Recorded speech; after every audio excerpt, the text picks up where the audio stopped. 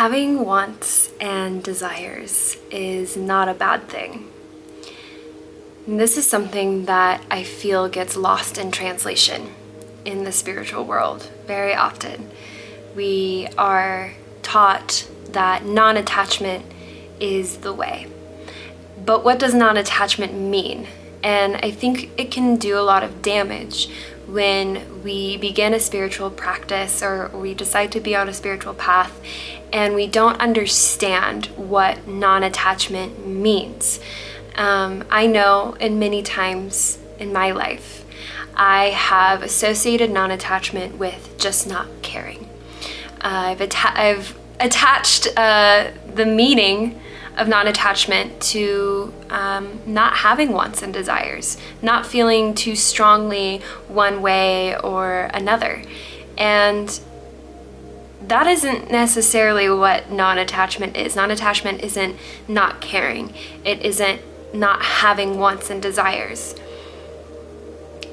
What I'm learning is that it's okay and good to have wants and desires.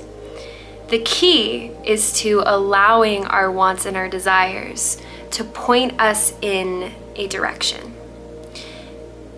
Instead of allowing our wants and our desires to bring us into a place of clinging to a particular outcome, a particular form, that's where we do ourselves a disservice, is when we experience a wanting or a desire for a thing, a place, a person, and we try to put all these constraints on it, and we try to put it in this box, and we try to dictate the way that it looks, instead of just allowing it to point us in a direction of something that we care about, something that excites us, something that resonates with our soul and our heart.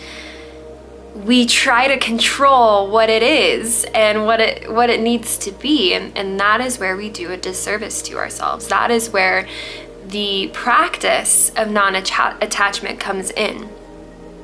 It's not attaching to the form.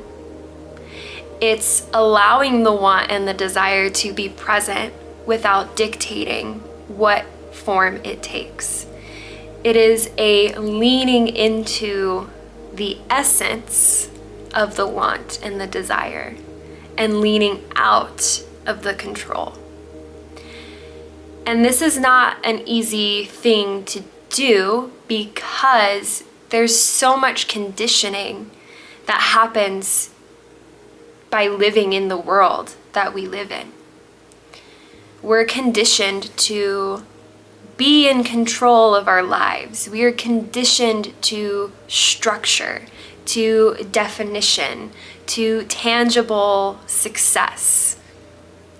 That is what we're conditioned to do.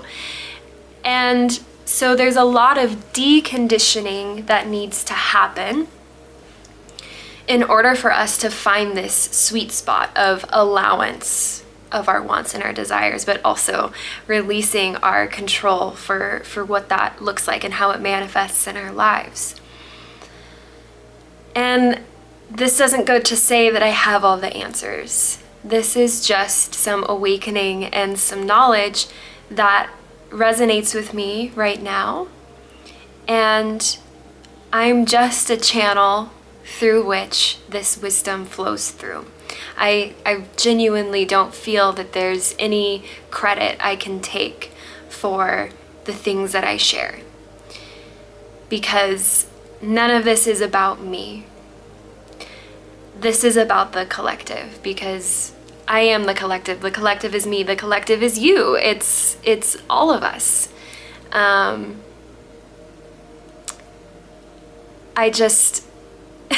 I'm at a loss. I'm at a loss of words. But this is what speaks true to me. And I want to share my truth with as many people as I can. I want to share the truth. I feel like I can't even call it my truth. I want to share the pieces of truth and the pieces of wisdom that come through for me with as many people as I possibly can. So if you are interested in the messages that come through for me, if you are interested in moving along your path with a companion, with a friend, that is what I'm here to do and to be. I am here as a companion on your spiritual journey, on your journey with yoga, which is why my business is named what it is, because it is your journey that lights up my work. I wouldn't be the expression of the universe that I am if it weren't for the opportunity to share with others.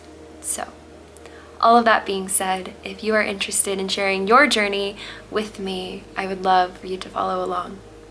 I hope you all have a beautiful day.